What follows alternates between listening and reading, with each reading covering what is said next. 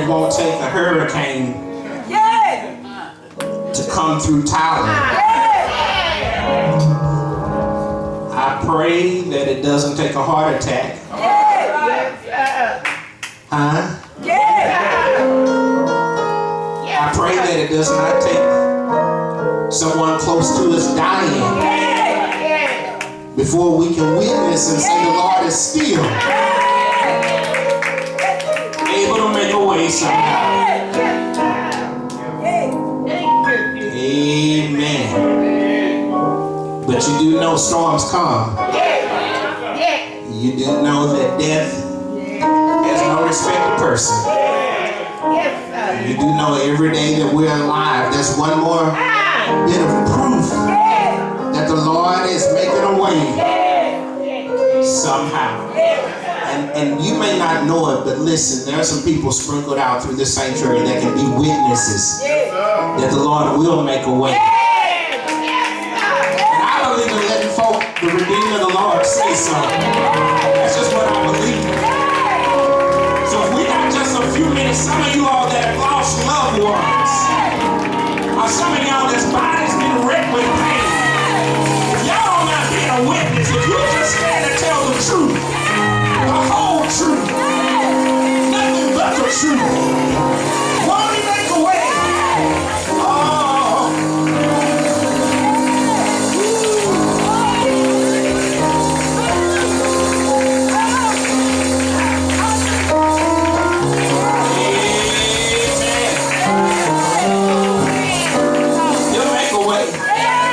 Sometimes we forget how the Lord has brought us through. We forget what it was like when our minds were confused. But won't He make a way? Oh. Yes, He will. Look over to your neighbor and say, yes, He will. If they don't believe you, find somebody else and say, yes, He will. Yes, He will. Yes, He will.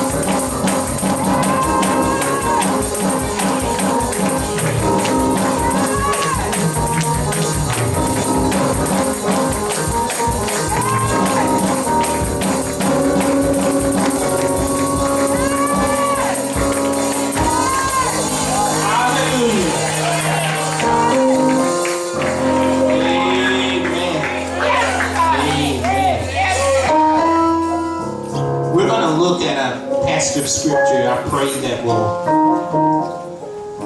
be a means of encouragement to some of us that are here this morning that may need some encouragement. It comes from Nehemiah chapter 4. We are going to ask for you to join us, if you will. Nehemiah chapter 4. I'm going to look at verse 13 and 14 of Nehemiah chapter 4, and you will find these words recorded. I'll be reading from the New International Version. It will not matter what version you read. But Nehemiah chapter 4, verses 13 and 14. Now, if you're able to stand, we're going to invite you to stand as we give honor to God's word. You'll find these words recorded. Therefore, I stationed some of the people behind the lowest points of the wall at the exposed places, posting them by families with their swords, spears, and bows. After I looked things over, I stood up and said to the nobles, the officials, and the rest of the people, don't be afraid of them. Remember the Lord, who is great and awesome, and fight for your families, your sons and your daughters, your wives and your homes. May God add a blessing to the reading and to the hearers thereof. I want you to find a neighbor to your left or right and say, neighbor, I am glad that you are here. Amen. I am glad that you're here. This passage of scripture happens to be written by a first person whom we know of as Nehemiah. We know that Nehemiah indeed was not a priest. However, God desired to use Nehemiah for the sake of this city being restored and the wall being rebuilt. The conditions of the wall was horrible at best. The purpose of the wall was to keep the enemy on the outside. The Bible does not give us a whole lot of information about Nehemiah being one that was famous, nor does it record that he was a prophet. But he was merely a man that served in the palace, that saw a need to help people. And he understood that if he was going to help people, he needed to first make sure they gave God his place in their lives. I realize that in this room, there are many people here that have the same ability that Nehemiah had. We're not famous. We may not be licensed or certified, but God has placed it on many of your hearts to try to see people to get better. And a few minutes ago, your neighbor looked you in your eye and they said they're glad that you're here, not specifically speaking about here in this location, but merely they are glad that you are here as a part of their life, and they are a part of yours. Amen. I don't believe God does anything by accident. I believe everything that God does, he does well. When you woke up this morning, I'm a firm believer that there were multiple things and places that you could have gone to, things that you could have done, but for some reason or another, here you are. I believe before you got here, there was a possibility of you not coming. That's right. That's right. But for whatever reason, here you are. I realized that it could have been some moments, even in this morning, where you were tempted to stay right where you were. But for some reason or another, when you woke up this morning, and somewhere between then and now, God directed your footsteps to march right into this covenant place. And even if Satan tried his very best to deter you or delay you, here you are. And I'm here to tell you in the same manner that we see in verse 13, I believe that you're here for a reason. Verse 13 starts with an adverb. It says, therefore. And typically, whenever you see therefore in a sentence, it simply means that it is there for a reason. I believe in verse 13, when Nehemiah wrote this, he's saying, I was here for the reason of stationing, or rather organizing the people and putting them in the right places at the right time. I believe that Nehemiah is here in this text in the same manner that you may be in the life of somebody else. You're trying to help them to organize things in their life that are so out of order. And I don't know if you've ever tried to help folk get stuff together when it seemed like they were perfectly content with it not being in order. But if you know, like I know, sometimes people don't like change. Am I talking to anybody? And I'm here to suggest to you that God may have called you by name to be that man or to be that woman that can speak to someone who seems like they're perfectly content with disorder in their life, and you can let them know, look, God has some greater things in store for you, and I'm here for a reason. Now, I want you to look at this because it appears that verse 13 points out the fact that there were some places that were not built up. And because they were not built up, it allowed for those individuals that were in those places to be exposed. Satan loves to prey on exposed areas in people's lives. Do I have help in the room? And the good news is we ought not give up on people when they have been exposed, but rather we ought to encourage them and let them understand, I'm not here to tear you down, but I'm here to build you up. Because I know that Satan is a sworn enemy, and he preys on those that talk to God and walk with God. And he loves to steal, kill, and destroy. And if he can find exposed areas in individuals' lives, just like many of us in this room, we have areas that we're not as strong as somebody else. But isn't it something when we serve a God that can be our lifter? He can build us up where we're torn down. He can strengthen us where we're weak. And I just want to peruse the room and ask, is there anybody in the room that knows God knows how to build you up? That side don't got it. You don't have it. It's this side know that God can build you up when you're torn down. Maybe this side was a little bit better then. But I wonder, is there anybody in the house that can say, I would not be here today had God not built me up? Is there anybody that's in your right mind because God built you up? Is there anybody that's able to stand on your feet because God built me up when my enemy tried to tear me down? I'm a living witness that Nehemiah understood the dangers of the enemy. He was talking to those in this text, and it appears when we get to verse 13 and 14, Nehemiah was trying to get this group of people to move beyond true issues of life and to allow them to know, in spite of how dark it is, you can handle it.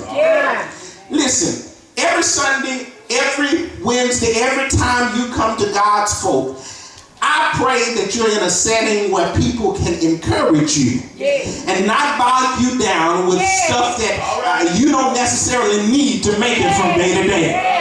I mean, after you get through dealing with Trump, after you get through dealing with issues at work, after you get through dealing with all the negative ideas that are circulating in this world, every now and then you need to let go of that and say, Lord, is there a word for me?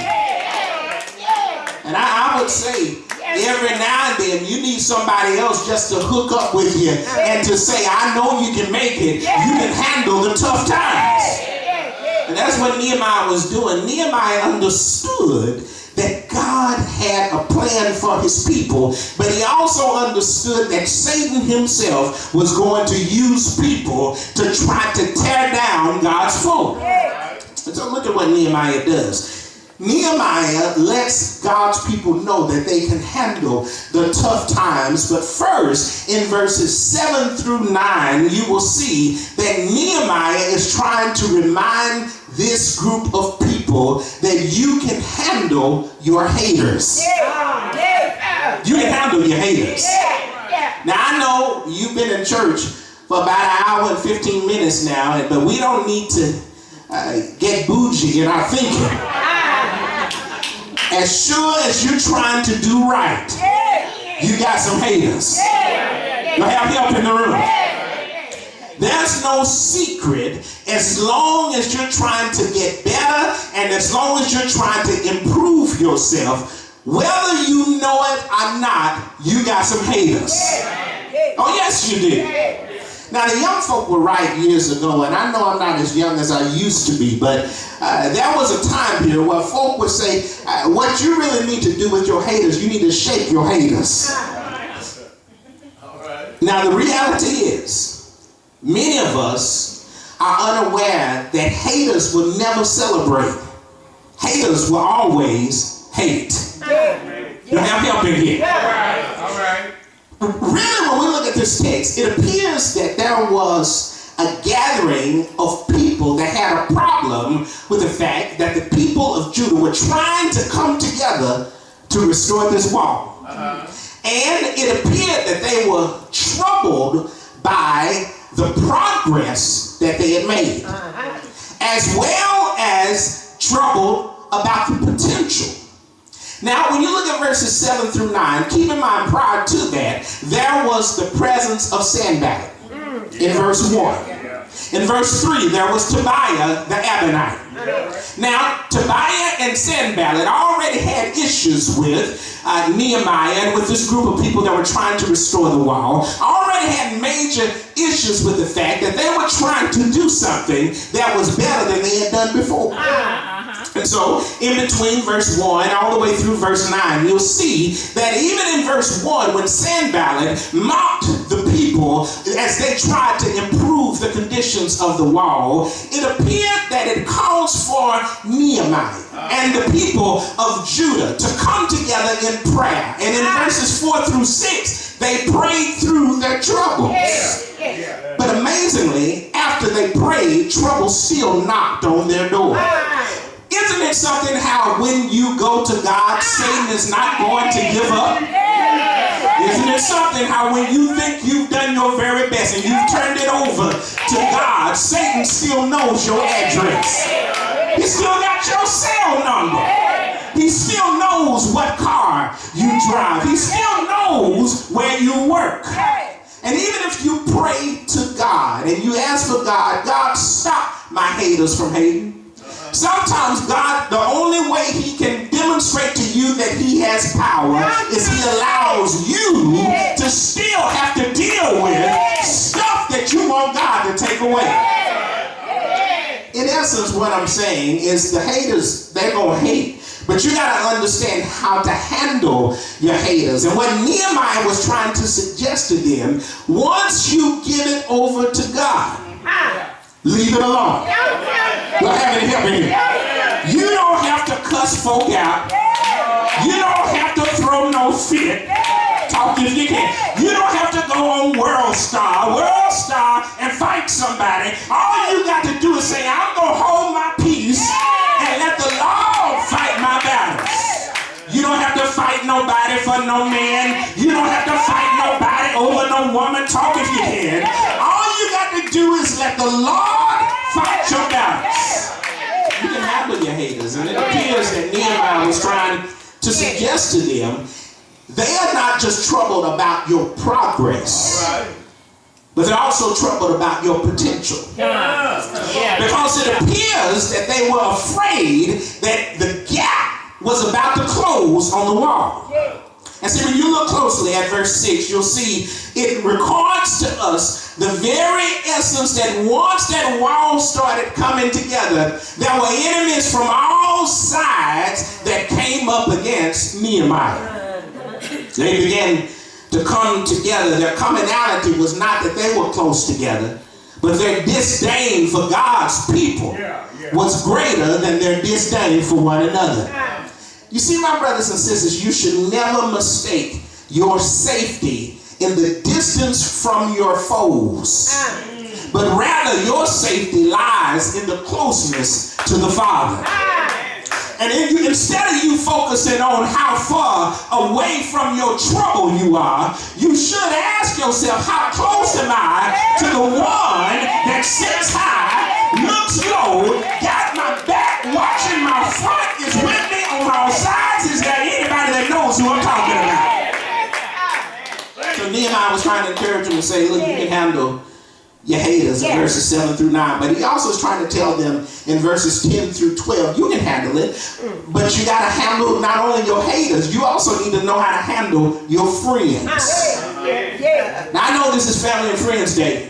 And I know that some of you may think that everybody in your life is your friend, but I've said it before and I'll say it again, that's not the truth. There are some folk that are close to you because they're trying to figure out your next move. And amazing Amazingly, in verses 10 through 12, it appeared that there were some that were amongst the number that Nehemiah was trying to help. And they began to start whispering to Nehemiah, the people are getting tired. They can't keep building the wall. They're ready to give up. They can't handle it. And he began to encourage them, if we stay with God, we're going to be able to handle it. Yeah. The Bible tells us, my brothers and sisters, and they began to talk about the strength of the laborers in verse 10 was ready to give out. But understand, my brothers and my sisters, you should never allow the negative thoughts of people to influence you in such a way where you forget that if God says build the wall, no devil in hell should keep you from building the wall.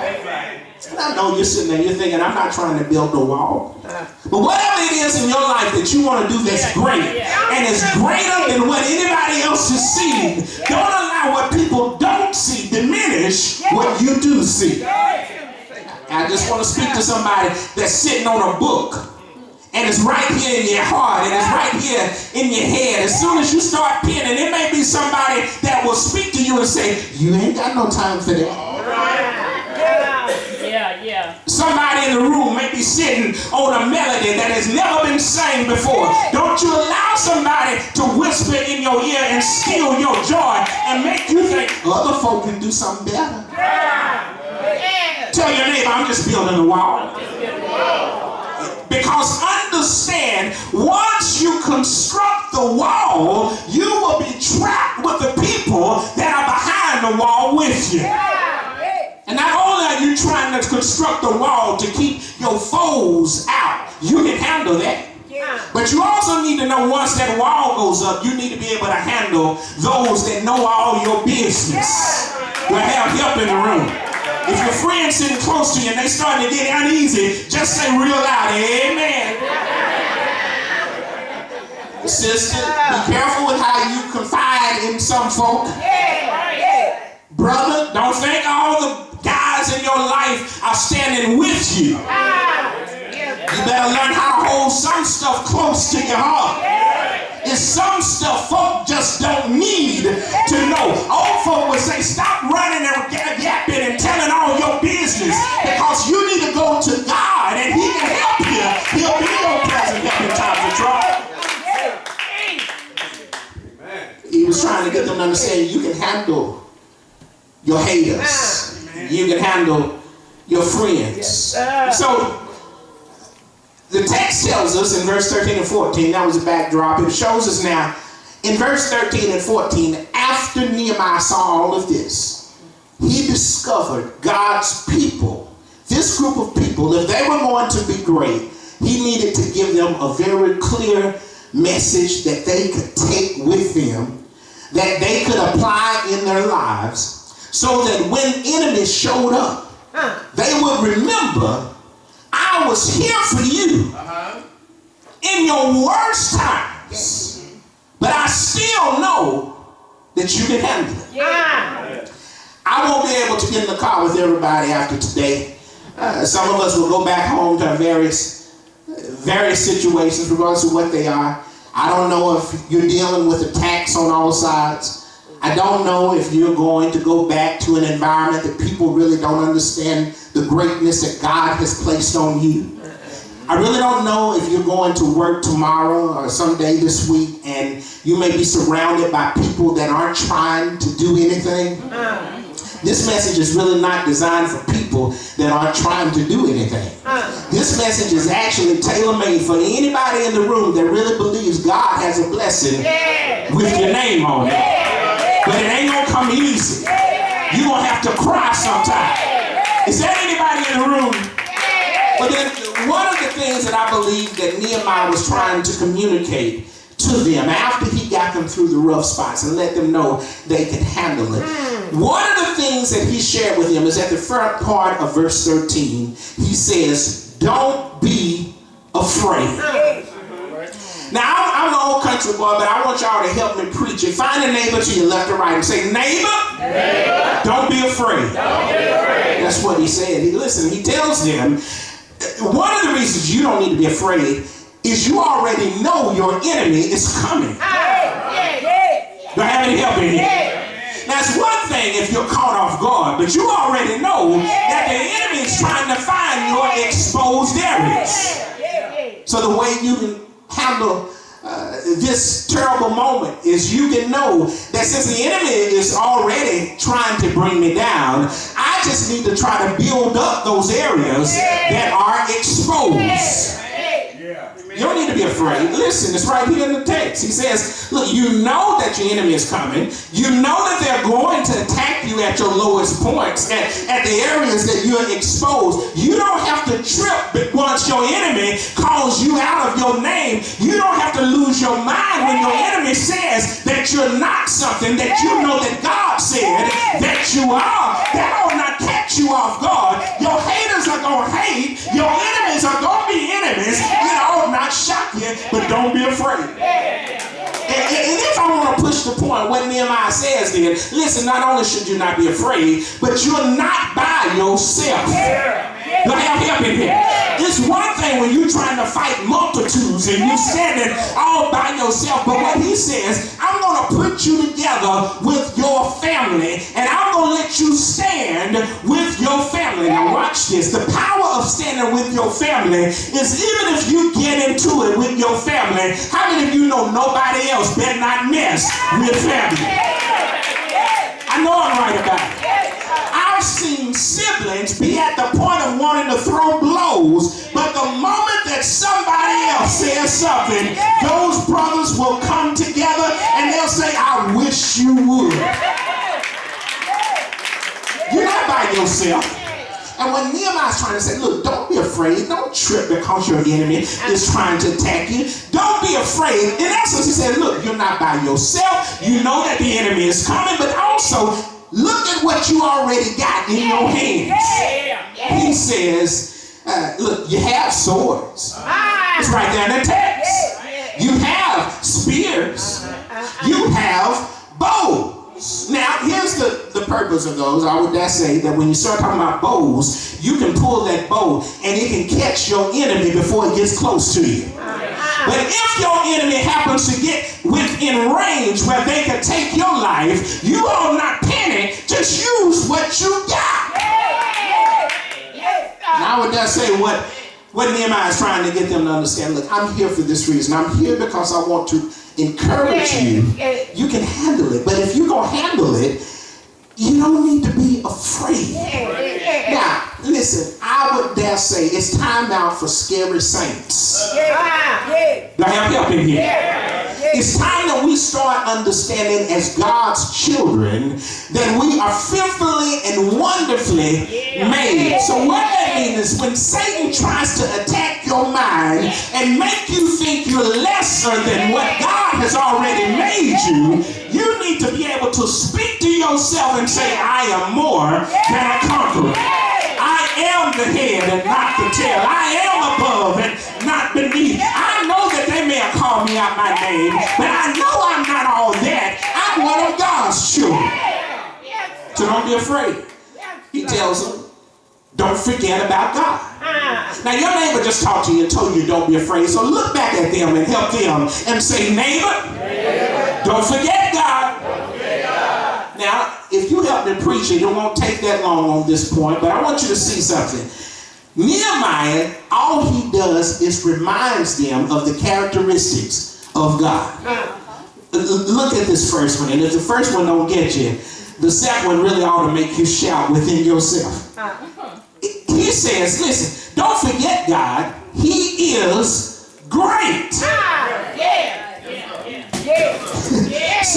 Somebody got that. Listen, when we start talking about great, we're talking about the abilities that God has proven over and over again to prove that he's great. Do y'all remember just a couple of days ago, there was tornadoes that were spotted in the area?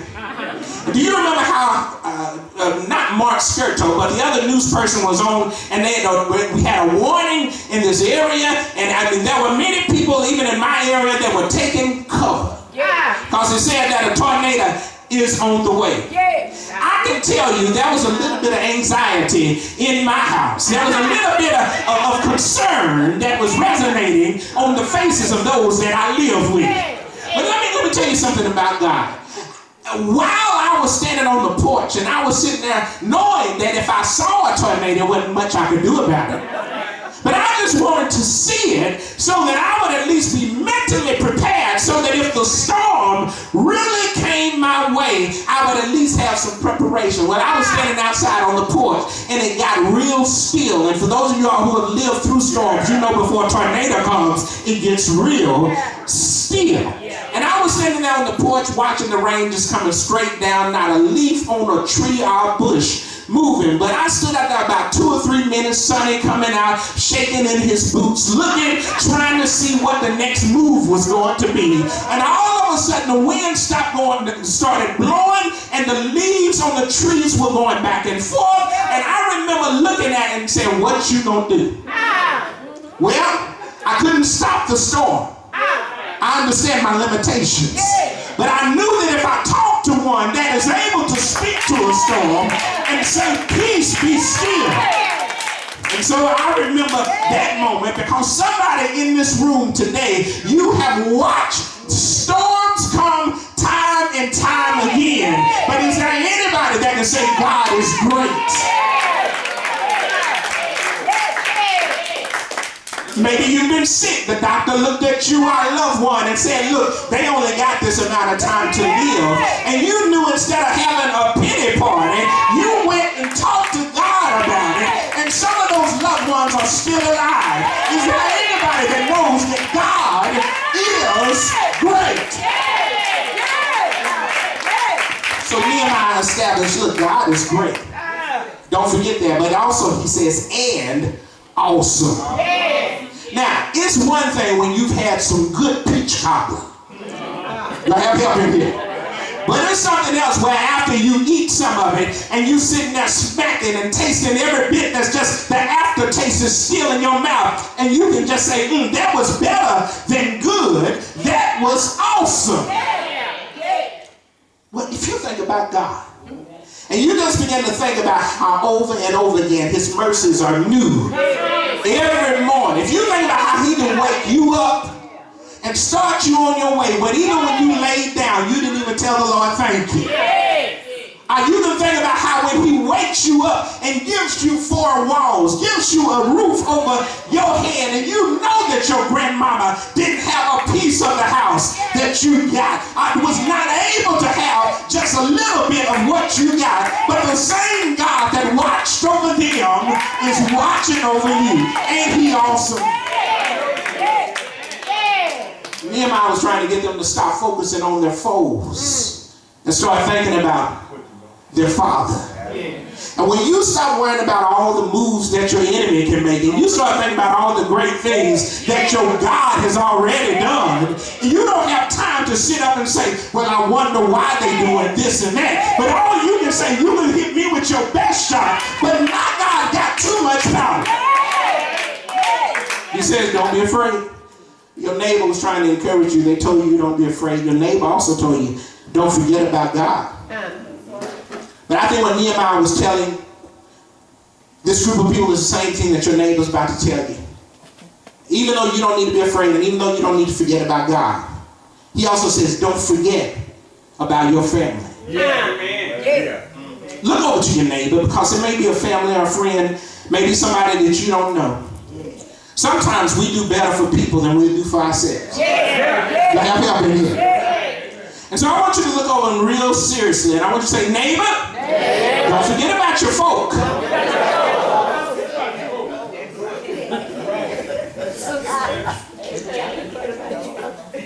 My brother's sitting here on the drums. You can be a witness. Oftentimes when we would leave home, my mom in particular would say, act like you got some sense. And would often say, look, don't go embarrassing me, acting a nut when you get away from me. Now I could hear that even when I was with some of my boys or some of my buddies, And there were things that were going on that I possibly should not have been in the mix of, or things being said that I possibly should not have been in the mix of. And I stopped worrying about what everybody else was doing, and I started thinking and hearing those very words. Don't get out there and act like you ain't got no sense. You don't forget about your folk. Now I can tell you, my brothers and sisters, the older that I've gotten, those words still mean a lot to me. I'm a father. I'm a husband. And with that comes a great amount of responsibility. For you brothers that are living up to your responsibilities, I want to celebrate you for this very moment. If you're a man that's doing what a man should do, come on, let's not shame him. Let's celebrate him. For you ladies that are not trying to be sister girl to your kids, but you're really trying to raise your kids in a God-fearing, a God-acknowledging environment, I want to celebrate you too. Because the apple don't fall far from the tree. But I want to suggest to you the reason that this is important. When you wake up in the morning, you're probably challenged with the same things that I'm challenged with. There are many Mondays that I know I need to go to work. And Brother Walter, I always don't feel like going to work.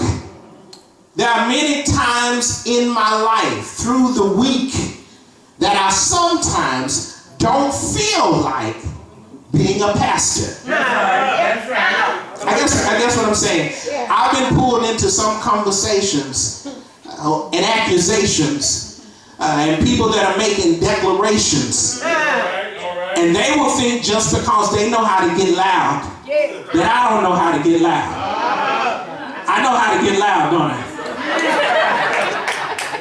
And they will, sometimes people will prey on your silence as a weakness. Some of y'all know what I'm talking about. And I begin to think at this very moment, I know if I just say this one thing that I'm thinking, it'll turn this whole conversation upside down. But let me tell you what I ended up doing. I started thinking these very words, and I'm thankful that Nehemiah shared this. He said, look, don't be afraid. It's not a moment I'm in those conversations. It's any fear. I understand my strength. I understand what I can do. But I don't take that and abuse it. I'm not afraid. I'm also not going to forget about God. Not going to do it.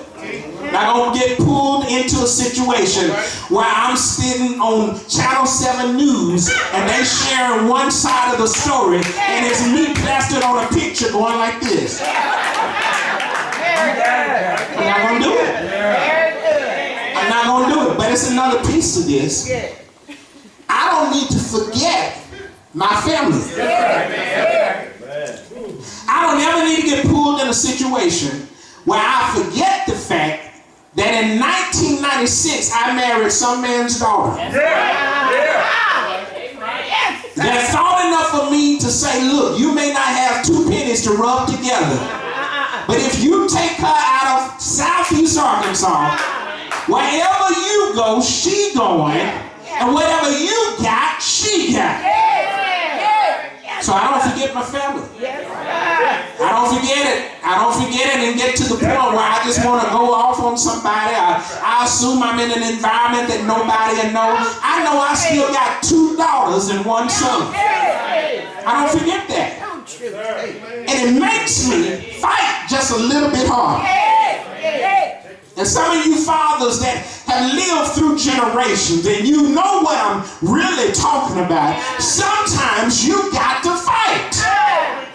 And you have to fight within yourself to say, I'm not going to give up what God has given me already. I'm not going to forget my family.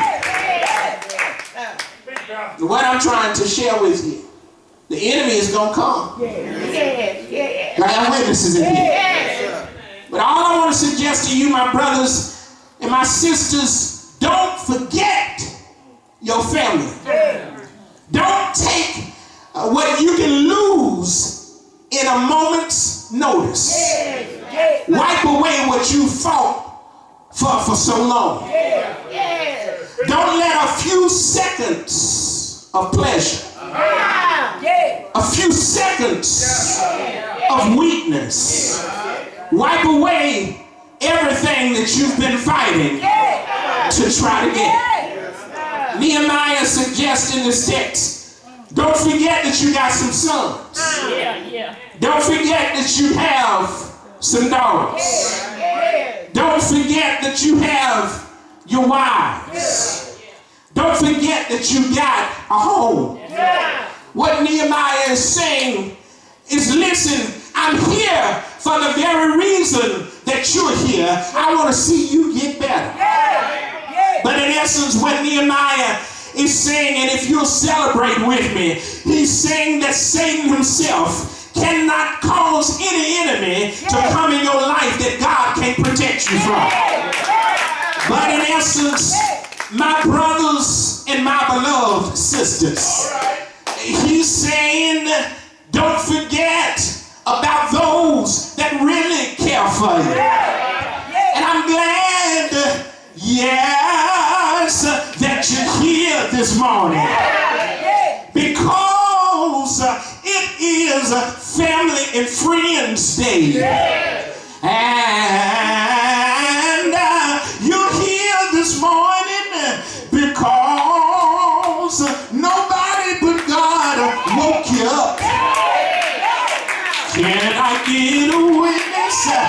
And nobody but the Lord started you on your way. Can I get a witness? And I don't want anybody, I really don't want you to get weary in well doing. Oh, because the Lord can see you through. Can I get one witness here that understand that you don't need to forget about God, because He is an awesome God. Yes. Is there anybody that knows that God's got power? Can He make a way out of no way? I got happy here because when I think about the goodness of God and all that He's done for me, my soul says thank you, Lord. Are there any witnesses here that can celebrate with me what the Lord has done? Won't He make a way? I mean, it seems like no way to be made. Is there anybody that can say that's no secret what my God can do? Find a neighbor and say, neighbor, what He's done for others, He'll do for you. Say yes. Say yes.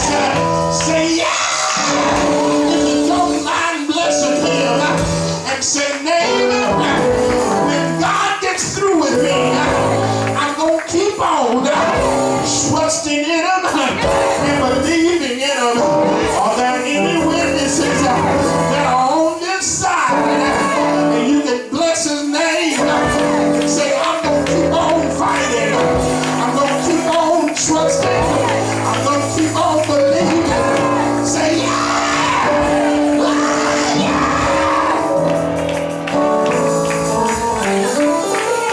Don't forget about God. Don't forget about your family. Is there anybody that can think about how dark it's been, but you're glad you got your family? If you don't mind, grab their hand, hold their hand like a child of God. Now shake it and rock it. Shake it and rock it. Shake it and rock it. Rock it and shake it. And say, neighbor, keep on holding on.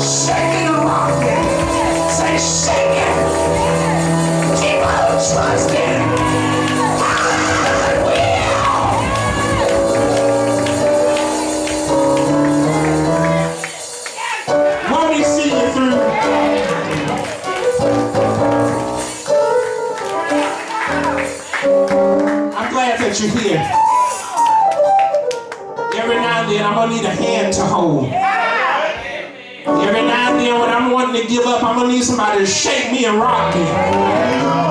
To rock me and shake me. And to say, keep on holding on. If you're willing to hold on for your family, hold on for your faith, why don't you give God glory and say, I ain't going to let go. Hallelujah. Come on, this is a good spot for us to celebrate as God's children. There's an old song that we used to say, time is filled with swift transmission. Some of y'all know that. Oh, no, on earth, unmoved can't stand. Oh, you can build so things eternal. You are whole, God's unchanging hand. Come on, stand with me. Oh, everybody ought to hold to His hand. God's unchanging hand. You are whole to His hand. God's unchanging hand. Oh, you are built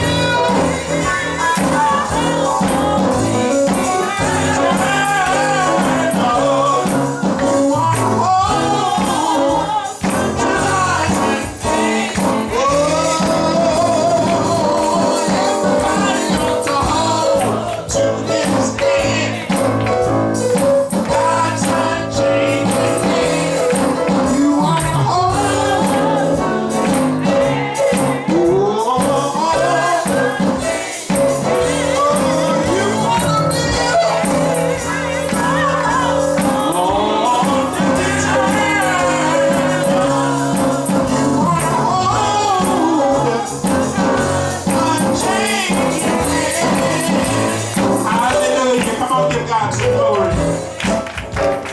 If you're here this morning and for whatever reason you've not